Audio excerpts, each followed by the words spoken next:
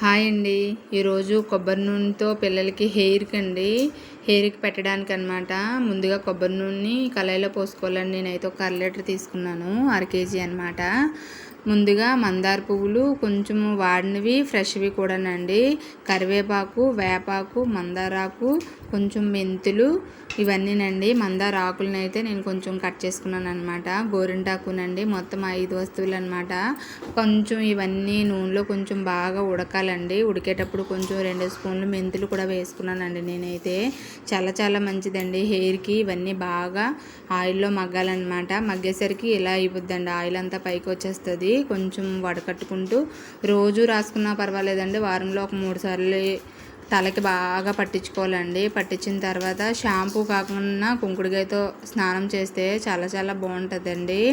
ఒకసారి ట్రై చేయండి. కుంకుడుకాయ అయితే కొంచెం చుండ్రు కానీ కొంచెం పేలున్న వేపాకు కదండి, చాలా బాగా పనిచేస్తుంది. మా పిల్లలకైతే నేను యూజ్ చేస్తానండి. ఈ వీడియో నచ్చినట్టయితే ప్లీజ్ అండి లైక్ చేయండి, షేర్ చేయండి, సబ్స్క్రైబ్ చేయండి. నాన్న హరివిలు. జై శ్రీమన్నారాయణ.